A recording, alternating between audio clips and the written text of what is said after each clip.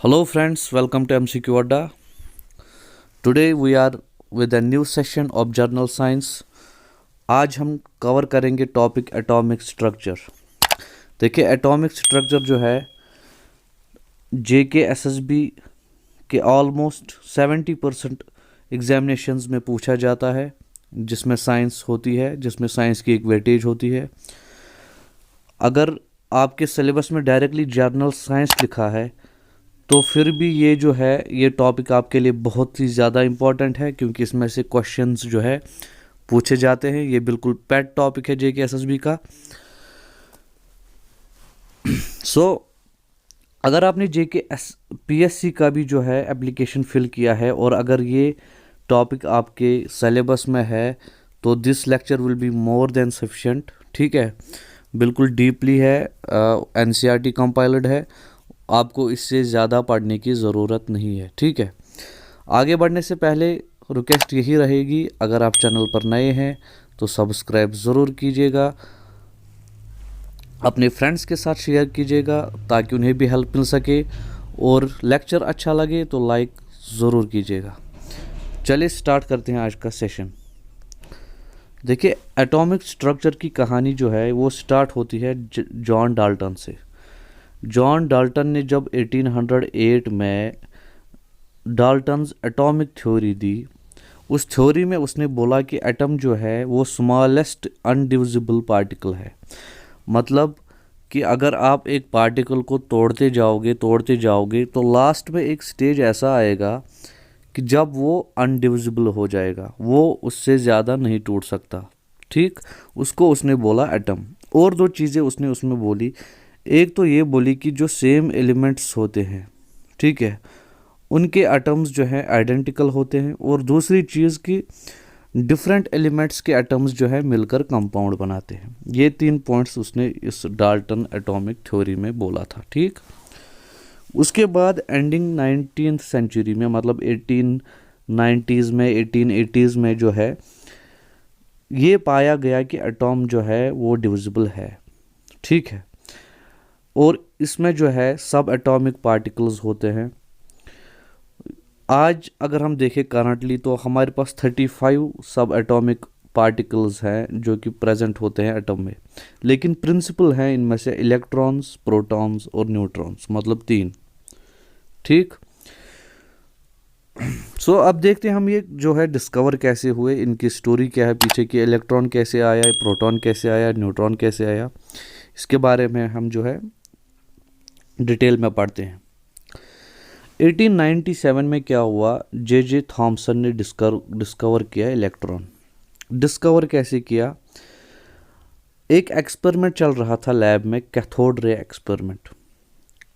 William crooks 1879 में experiment कर रहा था, और उसने पाया कि जो ये कैथोड रेज हैं, एक तो ये स्ट्रेट लाइन है, ये बिल्कुल स्ट्रेट लाइन में है, दूसरी चीज़ ये नेगेटिवली चार्जड है, और तीसरी चीज़ ये मटेरियल पार्टिकल्स से बनी है।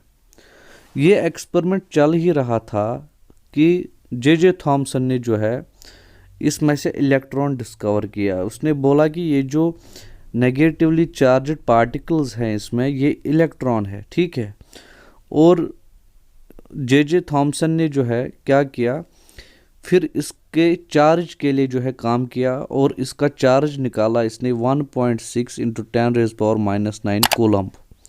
ये माइनस में होगा क्योंकि ये नेगेटिव है। ठीक है,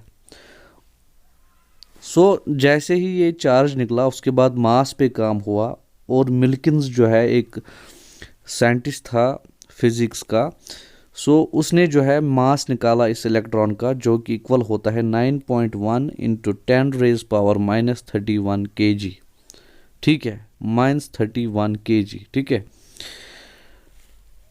ये पाया गया कि ये जो एटम की प्रॉपर्टीज़ है मैक्सिमम किस पे रिलाई करती हैं, इसी पैटर्न और नंबर ऑफ इलेक्ट्रॉन्स पे। और हाइड्रोजन एटम जो हाइड्रोजन एटम है, जब उसको कंपेयर किया गया उस हिसाब से, तो हमें ये मिला, ये जो इलेक्ट्रॉन होता है ये होता है 1/1837 ऑफ हाइड्रोजन एटम। मास की बात हो रही है, मतलब ये बिल्कुल नेग्लिजिबल है। ठीक है, इसके बाद ये तो हुआ इलेक्ट्रॉन, इसके बाद आया प्रोटॉन। देखिए प्रोटॉन जो है इसको डिस्कवर किया ई गोल्डस्टीन ने 1886 में। एक्सपेरिमेंट चल रहा था एनोड रे एक्सपेरिमेंट, जैसे वहाँ पे कैथोड रे एक्सपेरिमेंट था, यहाँ पे एनोड रे एक्सपेरिमेंट था। और एनोड रे एक्सपेरिमेंट में भी बिल्कुल सेम चीज़ें निकली। पहली कि ये बिल्कुल स्ट्रेट लाइंस है, दूसरी निकली कि ये पॉजिटिव चार्ज है, वहाँ पे नेगेटिव निकला था, यहाँ पे पॉजिटिव। और तीसरी चीज़ भी सेम निकली कि मटेरियल पार्टिकल्स से ही जो है ये बनी होती है। सो इसके बाद इस पे काम हुआ और हमें ये मिला कि जो चार्ज है इसका ये होता है 1.6 इंटू 10⁻⁻19 कूलम, लेकिन पॉजिटिव में। और इसको हम बोलते हैं 1 यूनिट, क्योंकि ये पॉजिटिव है। वहाँ पे वो माइनस था तो हमने नेग्लिजिबल कर लिया, ठीक। ये 1 यूनिट होता है, ठीक है। और इसका मास जो होता है वो इक्वल होता है, लगभग बराबर होता है एक हाइड्रोजन एटम के बराबर। कितना होता है? 1.6 इंटू 10⁻⁻27 kg, ठीक। इसके बाद क्या हुआ कि इसके बाद न्यूक्लियस प्रूव किया रुथरफोर्ड ने, आगे हम पढ़ेंगे 1919 में। और वहाँ पे जो है फिर उसने बिल्कुल एक्सप्लेन किया कि कैसी चीज़ें हैं इसमें। अभी के लिए आप इतना याद रखिए कि प्रोटॉन जो है वो गोल्डस्टीन ने जो है डिस्कवर किया, एनोड रे एक्सपेरिमेंट चल रहा था। और हम इस प्रोटॉन को 1 यूनिट मानते हैं, इलेक्ट्रॉन को नेग्लिजिबल मानते हैं। इसका मास उसका मास, राइट। और इसका चार्ज और उसका चार्ज जो है वो बिल्कुल सेम होता है चार्ज, लेकिन वहाँ पे माइनस होता है और यहाँ पे पॉजिटिव होता है, ठीक है।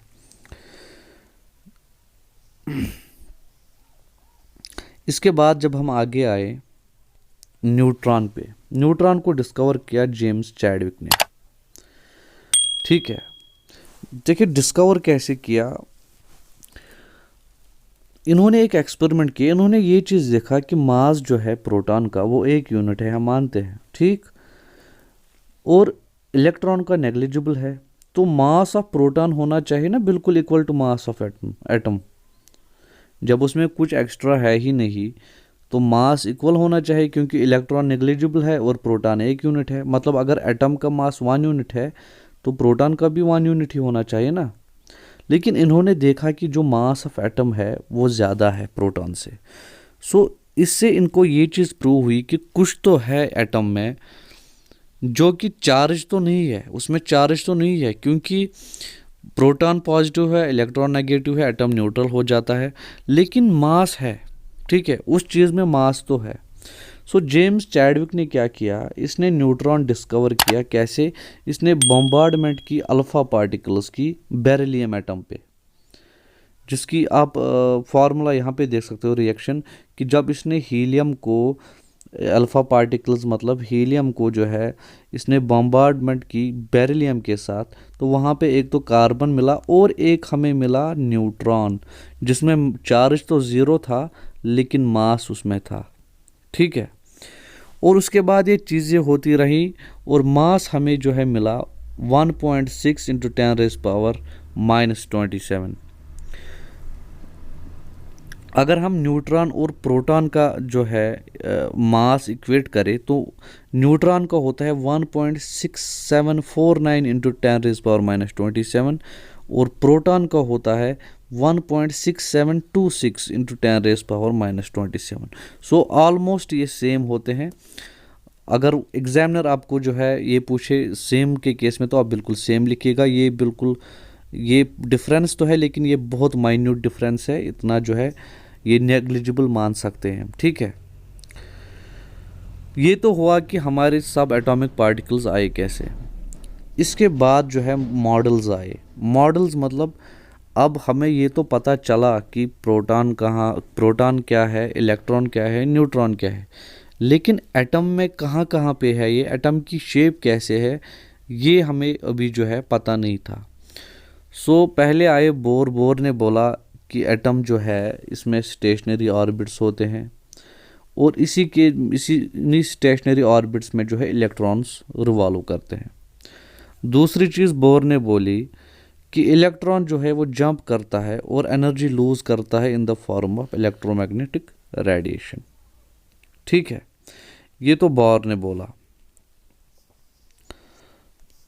चलिए ये तो मैं आगे पढ़ा दूंगा, मैं आपको सिक्वेंशली पढ़ाता हूँ, ये आप छोड़ दीजिए ये पॉइंट यहाँ पे। थॉमसन से स्टार्ट करते हैं।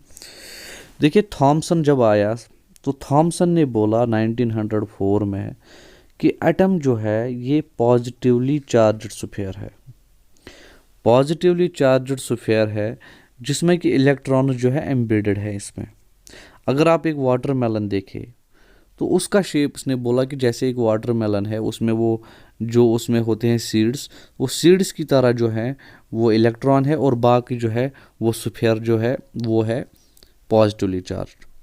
ठीक है, ये बोला थॉमसन ने, थॉमसन मॉडल में 1904 में। ठीक है, इसके बाद आया रुथरफोर्ड। रुथरफोर्ड ने बोला इसको, जो ये है थॉमसन मॉडल, इसको हम वाटरमेलन मॉडल भी बोलते हैं, ये चीज़ याद रखिएगा। इसके बाद आया रुथरफोर्ड। रुथरफोर्ड ने बोला इसके मॉडल को हम न्यूक्लियर मॉडल बोलते हैं, 1911 में आया ये। ठीक है, इसने क्या किया, इसने गोल्ड फॉयल एक रखी और उस पर बम्बार्डमेंट करने स्टार्ट कर दी। ये एक थिन गोल्ड फॉयल थी, उस पर इसने बम्बार्डमेंट की अल्फा रेज की, हीलियम की। और इसने क्या देखा, इसने देखा कि जो मैक्सिमम रेज हैं वो तो पास हो रही हैं, लेकिन जो सेंटर में से जा रही हैं वो या तो डिफ्लेक्ट हो रही हैं, या तो जो बिल्कुल सेंटर में होती हैं वो बिल्कुल जो है वापस जा रही हैं। ठीक है, सो इसने इससे ये कंक्लूजन निकाला कि न्यूक्लियस जो है वो बिल्कुल स्मॉल है और वो पॉजिटिव साइज का है, मतलब पॉजिटिव चार्ज है उसमें, और एंटायर मास जो एटम का है वो इसी में कंसंट्रेटेड है। ठीक है, और इस न्यूक्लियस के बाहर एक्स्ट्रा न्यूक्लियस स्पेस जो है उसी में इलेक्ट्रॉन्स डिस्ट्रीब्यूटेड हैं जो कि रिवॉल्व करते हैं न्यूक्लियस के अराउंड। ये चीज़ें रुथरफोर्ड ने बोली। क्यों? क्योंकि इसने जब वो हीलियम को स्ट्राइक करवाया गोल्ड फॉयल के साथ, तो इसने देखा कि जो सेंटर में जा रही हैं रेज वो तो डिफ्लेक्ट हो रही हैं, लेकिन जो मैक्सिमम जो है वो पास होती हैं, जो कि सेंटर से थोड़ा उधर उधर जो है पास हो रही हैं, वो रुकती नहीं है। सो इसको यही मिला कि जो सारा एटम का जो पॉजिटिवनेस है वो बिल्कुल बीच में है, और बाकी साइड में जो है ये एम्प्टी स्पेस है, इसी में इलेक्ट्रॉन्स है। क्योंकि जो रेज हैं वो आ रही थी, जा रही थी, जा रही थी, और यहाँ पे जो रेज लगी वो डिफ्लेक्ट हुई, ये डिफ्लेक्ट हुई, और ये तो बिल्कुल वापस निकली। ठीक है, चलिए ये तो हुआ रुथरफोर्ड। इसके भी कुछ ड्रॉबैक्स है, लेकिन हमें उतना जो है देखने की ज़रूरत नहीं है। इसके बाद आया बोर, जो मैंने जो पहले आपको बोलना स्टार्ट किया था। बोर आया 1931 में, लेकिन इसकी जो ये मॉडल है, इसका जो ये थ्योरी है, ये एप्लीकेबल है सिर्फ वन इलेक्ट्रॉन सिस्टम में, हाइड्रोजन के लिए, हीलियम प्लस, लिथियम 2+। ये मैं आपको समझाऊंगा आगे ये +2+ क्या होता है। अभी आप ये चीज़ याद रखिए कि सिर्फ एक इलेक्ट्रॉन सिस्टम के लिए है। इसने ये चीज़ बोली कि इलेक्ट्रॉन जो है वो रिवॉल्व करते हैं फिक्स्ड ऑर्बिट्स में। ठीक है, ये चीज़ रुथरफोर्ड ने नहीं बोली थी, उसने बोला था इलेक्ट्रॉन्स रिवॉल्व करते हैं, लेकिन उसने फिक्स्ड कोई ऑर्बिट जो है वो मेंशन नहीं किया था। इसने जो है उसी में वो करेक्शन की कि वो रिवॉल्व करते हैं फिक्स्ड ऑर्बिट्स में, और इसने एक फार्मूला दी कि एंगुलर मोमेंटम जो है वो मल्टीपल होता है NH/2π का, और इसी में जो है रिवॉल्व करते हैं। इतना डीप आपने जाने की ज़रूरत नहीं है, ये आप समझिए कि ये फार्मूला उसने दी। और उसने शेल्स बनाए K, L, M और N। ठीक है, N जो है इसमें नंबर ऑफ ऑर्बिट्स है, V है वेलोसिटी, M है मास, R है रेडियस। ठीक है, और इसने ऐसी कुछ फिगर दी, इसने बोला कि ये अगर न्यूक्लियस है तो ऐसे एक शेल है, ऐसे दूसरी शेल है, ऐसे तीसरी शेल है, ऐसे चौथी शेल है। नाम इसने उनको दिया K, L, M और N। ठीक, दूसरी चीज़ इसने बोला कि ग्राउंड स्टेट से जो है वो एक्साइटेड स्टेट की तरफ जो है इलेक्ट्रॉन जंप करता है। ठीक है, जब हम एनर्जी जो है उसको देते हैं और वो एनर्जी रिलीज करता है जंप करने के टाइम। ठीक है, जब वो एक्साइट होता है। ठीक, सो ये तो था बोहर का। सो ऐसे हमें मिला कि इलेक्ट्रॉन्स जो है कैसे कहाँ पर रिवॉल्व करते हैं, न्यूट्रॉन कहाँ है, इलेक्ट्रॉन कहाँ है, प्रोटॉन कहाँ है, न्यूक्लियस कैसे है, ये तो हुए शेप्स। अभी हम समझते हैं कि एटॉमिक नंबर क्या होता है, ये पॉजिटिव क्या होता है, ये मैं आपको समझाता हूँ। देखिए एटॉमिक नंबर होता है जेड से हम डिनोट करते हैं और सिंपली मतलब होता है इसका नंबर ऑफ प्रोटॉन्स। जितने प्रोटॉन्स है वही एटॉमिक नंबर, या नंबर ऑफ इलेक्ट्रॉन्स भी जो है, लेकिन एक न्यूट्रल एटम में। इसका मतलब क्या है ये मैं आपको समझाता हूँ। देखिए फॉर एग्जांपल कोई ये है एक, ठीक है, एटम, इसका जो एटॉमिक नंबर होगा वो जेड से डिनोट होगा, वो हम ऐसे नीचे लिखते हैं, और ऊपर हम इससे ए से लिखते हैं जो कि होता है मास नंबर। मास नंबर होता है number of protons plus number of neutrons. ठीक है, अब चलिए एक एग्जांपल लेते हैं, मैं कार्बन के लिए लेता हूँ। कार्बन का एटॉमिक नंबर है 6 और मास है 12। सो ये हम ऐसे डिनोट करते हैं C12 और 6। ठीक है, अब देखिए ये पॉजिटिव नेगेटिव में समझाता हूँ आपको। जब एक न्यूट्रल एटम होता है, ठीक है, जब एक न्यूट्रल एटम होता है, फॉर एग्जांपल मैं यहाँ पे सोडियम की एग्जांपल, ये एक न्यूट्रल एटम है सोडियम का। अब Na पॉजिटिव किस टाइम होगा, ध्यान से समझिए, पॉजिटिव किस टाइम होगा। ऑब्वियसली पॉजिटिव उसी टाइम होगा ये जब इसमें प्रोटॉन ज़्यादा होंगे। प्रोटॉन्स कब ज़्यादा होंगे, जब इलेक्ट्रॉन एक ये लूज़ करेगा। देखिए एक न्यूट्रल एटम में जब ये सिर्फ Na था तो इलेक्ट्रॉन्स इक्वल थे प्रोटॉन्स के, राइट। लेकिन जब इसने एक इलेक्ट्रॉन लूज़ किया तो प्रोटॉन ज़्यादा हो गए, मतलब इस पर पॉजिटिव चार्ज आएगा। अगर एक प्रोटॉन ज़्यादा है तो एक पॉजिटिव चार्ज, दो प्रोटॉन ज़्यादा है तो दो पॉजिटिव चार्ज, और ये ऐसा ही चलता रहता है। लाइकवाइज नेगेटिव कैसे आएगा, नेगेटिव ऑब्वियसली आएगा जब ये एक इलेक्ट्रॉन गेन करेगा। ठीक है, फॉर एग्जांपल मैं आपको एग्जांपल, अगर ये एक एलिमेंट है, इस पे नेगेटिव कैसे आएगा, -1 कैसे आएगा। ऑब्वियसली जब ये एक इलेक्ट्रॉन गेन करेगा, इलेक्ट्रॉन गेन करेगा तो इलेक्ट्रॉन ज़्यादा हो जाएंगे प्रोटॉन्स से, और इलेक्ट्रॉन्स का चार्ज माइनस होता है तो इस पर माइनस आइक आ गया। 2 इलेक्ट्रॉन इसने गेन किए तो -2, 3 किए तो -3। ठीक है, आई होप आपको समझ आया ये पॉजिटिव और माइनस क्या होता है। ठीक, इसके बाद जो है आपने 1-2 प्रिंसिपल्स समझने हैं, ये थोड़े से हाई लेवल के हैं, लेकिन JK-SSB पे भरोसा नहीं है, इसलिए आपको पता होनी चाहिए, उतने टफ नहीं है। देखिए सबसे पहले हाइसेनबर्ग्स अनसर्टेनिटी प्रिंसिपल।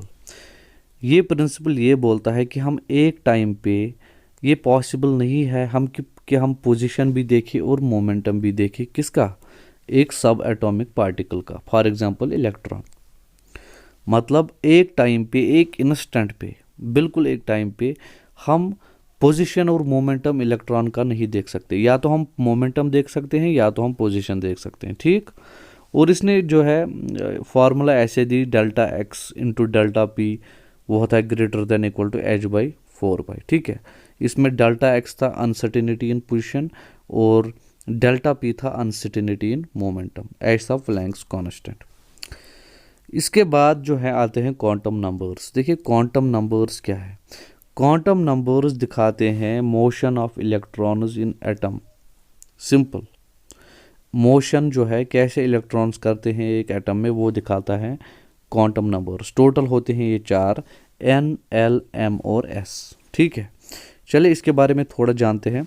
सबसे पहले होता है प्रिंसिपल क्वांटम नंबर, जिसको हम N से डिनोट करते हैं। N डिनोट करता है कि मेजर एनर्जी लेवल या शेल कौन सी है इलेक्ट्रॉन की। N अगर 1 होगा तो फर्स्ट शेल होगी, मतलब K। N अगर 2 होगा तो शेल दूसरी होगी, M। मैंने आपको पीछे बोला था ना KLMN, ये उन शेल्स की बात हो रही है। और एक चीज़ ये जो है प्रिंसिपल क्वांटम नंबर ये समझाता है कि मैक्सिमम इलेक्ट्रॉन जो एक शेल में आ सकते हैं वो होते हैं 2n²। 2n² फार्मूला है जिसमें n होता है नंबर ऑफ शेल। ठीक है, शेल का नंबर कौन सा है। फॉर एग्जांपल अगर K की बात करूं मैं, K का नंबर है 1। सो यहाँ पे जब हम देखेंगे फार्मूला के हिसाब से तो K में ज़्यादा से ज़्यादा 2 इलेक्ट्रॉन्स आ सकते हैं, इससे ज़्यादा नहीं। लाइकवाइज एल में ज़्यादा से ज़्यादा 8 आ सकते हैं, उससे ज़्यादा नहीं। कैसे? 2 इंटू एल का शेल नंबर है 2, सो 2 का स्क्वायर वही हो गए 8। ठीक है, सो चलिए आगे चलते हैं। इसके बाद है एजिमुथल क्वांटम नंबर। इससे हम सब शेल देखते हैं और एंगुलर मोमेंटम देखते हैं, किसका? इलेक्ट्रॉन का। इसको हम डिनोट करते हैं एस, पी, डी और एफ से। ठीक है, और चलिए ये आपके लिए थोड़ा लंबा हो जाएगा, डायरेक्टली बोल देता हूं मैं कि एस जो है इसकी शेप होती है स्फेरिकल, पी की होती है डम्बल, डी की होती है डबल डम्बल और एफ की होती है कॉम्प्लिकेटेड। ठीक है, इसके बाद आता है magnetic quantum number. Magnetic quantum number को जो है हम डिनोट करते हैं एम से। ये दिखाता है हमें कि ऑर्बिटल्स और उनकी orientation. Orbitals for example S की अगर हम बात करें, एस में सिर्फ एक ऑर्बिटल होता है, पी में 3, डी में 5, एफ में 7। ठीक है, उसके बाद है लास्ट में सुपिन क्वांटम नंबर। एस से डिनोट होता है, ये सुपिन दिखाता है इलेक्ट्रॉन की कि किस डायरेक्शन में हो रही है, क्लॉकवाइज हो रही है, एंटी क्लॉकवाइज हो रही है। सो इसके वैल्यूज होते हैं -12 और +12। ठीक है, इसके बाद आपने छोटे से 2 चीज़ें पढ़नी है और इसमें कि सबसे पहला कि अबाउस प्रिंसिपल क्या होता है। अबाउस प्रिंसिपल होता है कि ये बोलता है कि इलेक्ट्रॉन जो है वो सबसे पहले ऑक्यूपाई करता है लोअर एनर्जी ऑर्बिटल्स। मतलब इलेक्ट्रॉन जो है वो ऑक्यूपाई करता है पहले लोअर एनर्जी के ऑर्बिटल्स, उसके बाद वो जो है हायर एनर्जी में जाता है। जैसे पहले 1s को करता है, फिर 2s को, फिर 3s को, फिर 3p को, फिर 4s को, ये आगे चलता जाता है। इसमें आपको डीप नहीं जाना है, मैंने बस समझाने के लिए लिखा है। ये इलेक्ट्रॉनिक कॉन्फ़िगरेशन आपको सीखने की ज़रूरत नहीं है। इसके बाद है पॉलीज एक्सक्लूजन प्रिंसिपल। देखिए पॉलीज एक्सक्लूजन प्रिंसिपल ये बोलता है कि एक एटम में 2 इलेक्ट्रॉन्स के सेम क्वांटम नंबर नहीं हो सकते चारों। जो मैंने 4 क्वांटम नंबर्स ऊपर पढ़ाए वो 2 इलेक्ट्रॉन्स के सेम नहीं हो सकते एक एटम में, ये बोलता है पॉलीज एक्सक्लूजन प्रिंसिपल। ठीक है, इसके बाद हम कुछ टर्म्स जो है ये पढ़ेंगे जो कि एटॉमिक स्पीशीज़ हैं। सबसे पहले है आइसोटोप्स। देखिए आइसोटोप्स होते हैं सेम एलिमेंट्स के जब सेम एटॉमिक नंबर हो और डिफरेंट एटॉमिक मास हो, उनको हम बोलते हैं आइसोटोप्स। ठीक है, जब 2 एटम्स सेम एलिमेंट्स के हो और उनमें सेम एटॉमिक नंबर हो और डिफरेंट एटॉमिक मास हो तो उनको हम बोलते हैं आइसोटोप्स। एग्जाम्पल के तौर पे हाइड्रोजन के 3 आइसोटोप्स हैं। देखिए नीचे Z हमने डिनोट किया है, एटॉमिक नंबर वो सेम है 111, लेकिन मास ऊपर डिफरेंट है। 1 है, इसमें 2 है, इसमें 3 है। प्रोटियम, ड्यूटेरियम और ट्रिटियम। ठीक है, इसके बाद है आइसोबार। आइसोबार होते हैं एटम्स डिफरेंट एलिमेंट्स के जिनका सेम एटॉमिक मास होता है और एटॉमिक नंबर तो डिफरेंट होगा ही क्योंकि वो डिफरेंट एलिमेंट्स के हैं। एग्जाम्पल के तौर पे देखिए आर्गन है, ठीक है, कैल्शियम है, पोटेशियम है। सो इनका आप देख सकते हैं कि ऊपर जो है एटॉमिक मास जो है वो सेम है 40 40 40 और इनके एटॉमिक नंबर जो है वो डिफरेंट है। इसके बाद है आइसोटोन्स। आइसोटोन्स उन एटम्स को बोलते हैं जो कि डिफरेंट एलिमेंट्स के होते हैं लेकिन इनमें नंबर ऑफ न्यूट्रॉन्स सेम होते हैं। न्यूट्रॉन्स जो हैं वो सेम होते हैं, डिफरेंट एलिमेंट्स के होते हैं ये एटम्स, और इनका एटॉमिक नंबर भी डिफरेंट होता है, एटॉमिक मास भी डिफरेंट होता है। सेम क्या होता है? सिर्फ नंबर ऑफ न्यूट्रॉन्स। ठीक है, एग्जाम्पल के तौर पे अगर हम देखें ऑक्सीजन है, नाइट्रोजन है, कार्बन है, इनके न्यूट्रॉन्स जो है नंबर ऑफ न्यूट्रॉन्स वो सेम होते हैं। ठीक है, इसके बाद आता है आइसोडायफर्स। आइसोडायफर्स होते हैं सेम आइसोटोपिक नंबर जिनका हो। ठीक है, सेम आइसोटोपिक नंबर मतलब कि सेम डिफरेंस हो न्यूट्रॉन्स और प्रोटॉन्स में, उन एटम्स को हम बोलते हैं आइसोडायफर्स। और लास्ट में एक है आइसोस्टर्स। आइसोस्टर्स हम उनको बोलते हैं जिनमें सेम नंबर ऑफ एटम्स होते हैं और इलेक्ट्रॉन्स होते हैं। इनको हम बोलते हैं आइसोस्टर्स। जैसे यहाँ पे नाइट्रोजन डाइऑक्साइड है और कार्बन मोनोऑक्साइड है, इन दोनों में जो है एक तो दो दो एटम्स है, यहाँ पे N और N है तभी तो N2 बना। यहाँ पे C और O है, दो एटम्स सेम है, राइट। और 14 इलेक्ट्रॉन्स है दोनों में, इसमें भी 14 इलेक्ट्रॉन्स है और इसमें भी 14 इलेक्ट्रॉन्स है, ठीक है। क्योंकि ये 6 है और ये 8 है और ये दोनों 7 7 है, सो यहाँ भी 14 है, यहाँ भी 14 है, ठीक है। सो ये था एटॉमिक स्ट्रक्चर। मैं जितना भी इसमें जो है JK-SSB के लिए मैंने कवर करवाया, इवन JK-PSC के लिए भी, इससे ज़्यादा आपको पढ़ने की ज़रूरत नहीं है, ठीक है। लेक्चर के बाद जो है आप कहीं पे भी, जहाँ भी आप चाहते हैं, कोई बुक है आपके पास, आप नेट पे जाते हैं, जहाँ से भी आपको MCQs करने हैं वहाँ से कीजिए, आपकी सभी MCQs जो है वो हो जाएंगे। लास्ट में रिक्वेस्ट फिर से यही रहेगी, चैनल पर नए हैं तो सब्सक्राइब ज़रूर कीजिए। कुछ सीखने को मिला तो वीडियो लेक्चर को लाइक ज़रूर कीजिए और अपने फ्रेंड्स के साथ भी शेयर कीजिए ताकि उन्हें भी हेल्प मिल सके। चलिए, थैंक यू वेरी मच।